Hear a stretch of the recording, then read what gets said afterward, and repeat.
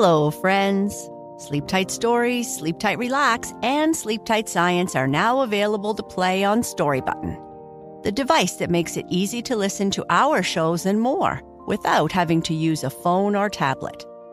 This month, you can save $10 at storybutton.com when you use the code SLEEPTIGHT. Story Button, the home of imagination.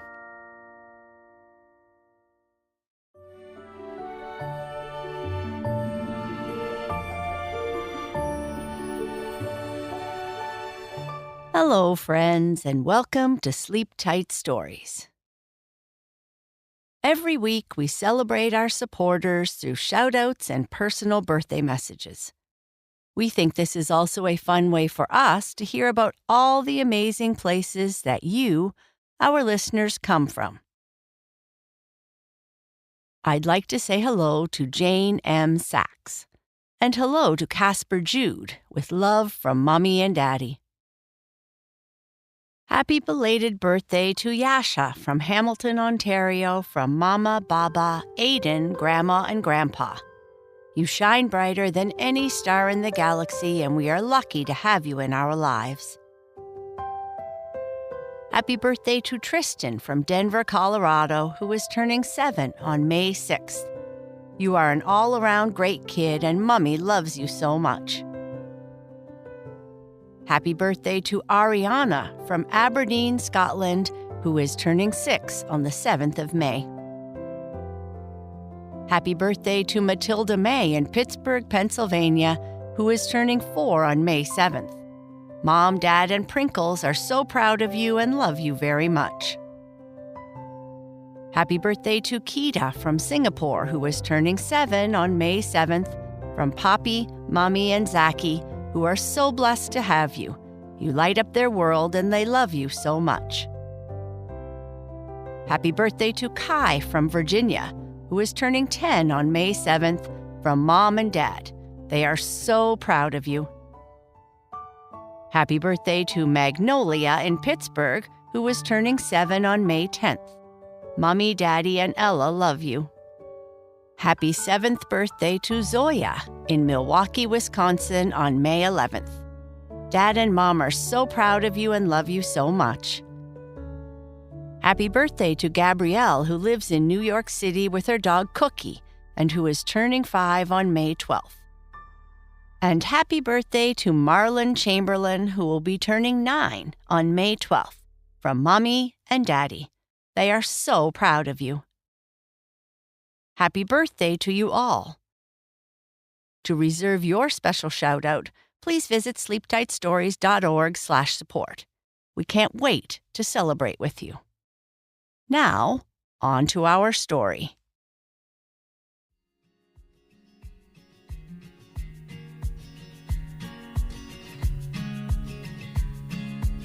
Ryan needs to stay home and look after his little squirt of a sister, Zoe. He is older than Zoe and isn't so happy about this. Zoe and Ryan eat dinner, and as she is getting ready for bed and he is playing video games, Zoe realizes that Bunny Boo, her rabbit, is missing. She cannot sleep without Bunny Boo. Where could she be? Bunny Boo is missing. But Mom, I was supposed to go to Rob's house and play with the guys tonight. I can't stay home and look after Zoe, Ryan said, clearly distressed at the thought of having to spend an evening with his younger sister. Ryan, we don't ask you to do too much. Your father and I have tried to find a babysitter for tonight, and everyone we know is busy. It's just one night. Your father and I seldom have a chance to go out to dinner with friends. We won't be home that late, Ryan's mother said, as she raced to get ready in time. But Mom, Ryan complained.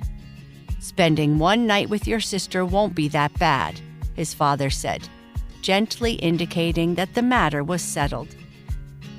All right, Ryan moaned, but I'm not going to read her a bedtime story. I wouldn't want you to read me a bedtime story anyway, Zoe mumbled from just inside her bedroom door, where she had been listening to her brother complain.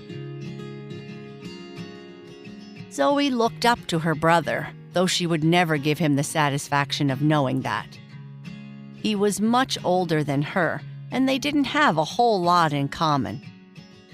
He always tried to fit in with all the cool kids at school, while she was a part of the group of kids in the lower school that were content to read books all the time. They didn't fight or argue often, but they didn't do much together either. "Go to bed early and listen to your big brother," Zoe's mother said as she entered her bedroom. She was all dressed up and even had makeup on. Usually getting dressed up for her mother meant wearing clean jeans. "I don't need to listen to that big stinker. I'm old enough to look after myself," Zoe said with her arms crossed and in a huff. "I know, Princess. So maybe you need to look after Ryan tonight, okay?" her mother replied as she walked out of her bedroom. "Be good tonight, you two. There is some cold pasta and salad in the fridge for dinner. We won't be late," her mother said as her father rushed her out the door.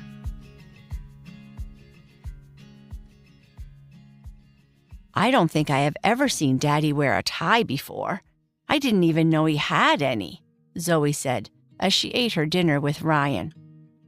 "Yeah, he has a few, but since he has been dressing more casually these past few years, he hasn't been wearing them. I wore a tie once, and it felt like it was constricting the blood flow to my brain," Ryan said as he finished his plate of pasta. "That certainly explains a lot," Zoe said with a laugh. "Finish your pasta. I want to put our plates in the dishwasher and play video games," Ryan said gruffly. "What am I supposed to do while you play video games?" Zoe asked, getting upset. "I don't know. How about going to bed?" "You are such a stinker," Zoe said as she got up from the table. "Takes one to know one," Ryan replied. Zoe didn't mind not watching TV. She preferred to read books at night anyway, but she would have liked to have been asked to join Ryan. "Huh," she mumbled as she brushed her teeth. "I don't need him anyway." After Zoe washed, brushed her teeth, and dressed for bed, she grabbed the book she was reading about Wilbur and Charlotte and settled down to read for as long as it took her to get sleepy. But first, she needed to find her reading and sleeping companion, her bestest friend. "Bunny Boo, where are you?" Zoe called. "Are you hiding under the bed?" Zoe said as she looked under her bed. She didn't see Bunny Boo, but she did find 5 of her missing socks and her English homework that she lost. "Bunny Boo, where are you? Are you hiding in my closet?" Zoe asked as she opened the door to her closet. Her bunny wasn't in there, but she did see her favorite jeans rolled up in a ball. She had been looking for those. Then she looked on and under her desk, on top of her dresser, at the bottom of her bed, and even in her garbage container. She could not find Bunny Boo. "I can't read or sleep without her," she said out loud. So she went to the living room where Ryan was playing his video game. "Ryan, have you seen my Bunny Boo? She is missing," Zoe asked. "Maybe she ran away from you because you snore so loudly," Ryan replied, barely paying attention to his little sister. "I don't snore," Zoe said gruffly. "Well, maybe the bunny ran away to be with other bunnies," Ryan said, still not paying much attention to Zoe. "Bunny is my bestest friend. She wouldn't just go anywhere without me," Zoe replied, and in a slightly louder voice she continued, "There is no way I can go to bed without my Bunny Boo." That got Ryan's attention. Ryan paused the game and put his controller down. Contrary to your overactive imagination, a stuffed bunny doesn't just walk away. You must have put it somewhere. You just don't remember where. But I looked absolutely everywhere, Zoe said. Sure you did, Ryan said sarcastically. Walking into her bedroom, he asked, Did you look under your bed? Yes. In your closet? Yes. And I looked at my desk, on top of my dresser, at the bottom of my bed, and even in my garbage container. She isn't here, and I can't sleep without her, Zoe said, starting to get a little bit sad. Looking at his sister and the look in her eyes, Ryan started to feel a bit bad. After all, she was his little Zoe, and though he still thought she was a pain, he loved her all the same. Okay, let's retrace your steps and see if we can find your bunny boo. You will help me find her? Zoe asked, almost smiling. Yes, I will do anything if it means you might not snore so loud tonight, Ryan said with a smirk. Zoe closed her arms and said, So, where did you have Bunny Boo today? He asked. Did you have her in the bathroom with you tonight? I might have. I forgot to check, Zoe said somewhat sheepishly. Zoe and Ryan go to the bathroom and look everywhere, even the yucky place behind the toilet. Though she wanted Bunny Boo back, Zoe was relieved that she wasn't hiding there. That would be yucky. Where else did you have Bunny Boo today? Ryan asked. Well, I had her with me when I ate dinner. So Ryan and Zoe went to the kitchen and looked everywhere. Ryan even looked in the food waste container. And though Zoe really wanted Bunny Boo, she was glad she wasn't found in such a stinky and yucky place. Well, she's not in here. Did you have her with you today when Mom drove you all over the place, like she always does on Saturday? Ryan asked. I had swimming, Ryan. It's not like we went to the beach or something. And yeah, I take Bunny Boo almost everywhere I go. Okay, let's go and look outside in Mom's car, Ryan said as he walked through the door. Put your shoes on and come with me. Grabbing the car keys, Ryan and Zoe went outside to look inside their mother's car. But all they found were some wrappers from Zoe's snack that she had after swimming, and Ryan's charging cord for his phone, which he had been looking for about a week. Walking back into the house, Ryan said, It's getting late. Can't you just go to sleep with another animal? You practically have a whole zoo in your room. No, Ryan. I miss my Bunny Boo, and I am scared that she is somewhere all by herself and lonely. Zoe started to cry. She tended to cry about many different things when she was tired. Okay, sheesh. Don't get so upset. We'll keep looking. Where else were you today where your little bunny would have been with you? I was at the swimming pool, but I don't usually bring her in because she is afraid of the water and doesn't want to smell like the pool. Then Mom and I went to the ice cream parlor for a treat because I was super hungry and worked really hard at practice. You went for ice cream without inviting me to come along? Ryan said, pretending to be upset. We have invited you to come many times before, but you always seem to not want to be around us in case your silly friends see you. You have a point, Ryan said with a smirk. Would you have taken Bunny Boo into the ice cream shop with you? Do bunnies eat ice cream? Bunny Boo does sometimes, but mostly she eats carrots. It's a bit late for us to go by the ice cream shop, but they might still be open. Perhaps I can call and see if they have a runaway bunny waiting to be picked up by a little squirt, Ryan said with a laugh. I'm not a squirt. You are the squirt, Zoe said with her arms crossed. If they have her, can you go pick her up? It's kinda late." "Well, let me call them first, and then we can see," Ryan said as he pressed the number to the ice cream shop. "Hello, Dairy King," said a hurried voice. Hi. This might sound kinda silly, but did you find a rabbit there?" Ryan said. "Are you trying to trick me or something?" the voice on the other end of the phone said in a slightly angry tone. No, sorry. I mean, did you find a young squirt's toy bunny there today? My little sister was there today and may have left it behind." Zoe punched her brother on the arm for calling her a squirt again. "Let me ask the others," the voice at the Dairy King said.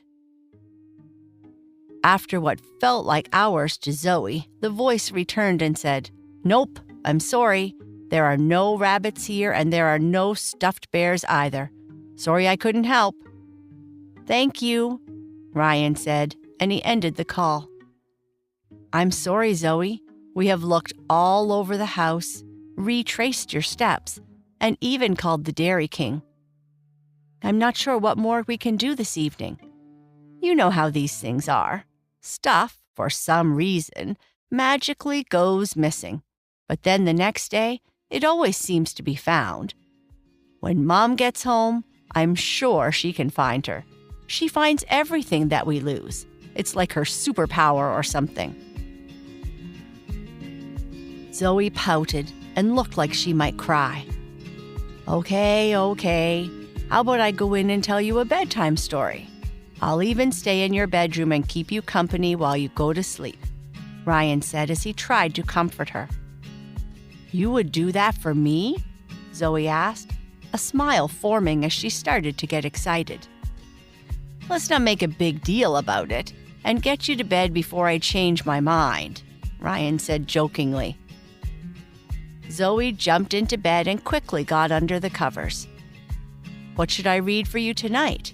That one about the giraffe that gets lost in the big city or something?" Ryan asked. "I'm grown up now and don't read those little kid books. I read long chapter books now," Zoe said proudly. "You want me to read you a whole chapter book?" Ryan said, laughing. "Maybe just a little," Zoe said with a smile. As she got herself comfortable, she shook the bed a little bit more, which caused 2 long white ears to appear behind her bed's headboard. Noticing, Ryan reached around and pulled out a dusty white and pink bunny. "You found my bunny, Boo," Zoe said sheepishly. "I guess I didn't think to look there." Ryan sighed. "Will you still read some of my chapter book to me?" Zoe asked, looking up at her older brother with a big smile. "I guess so, you squirt."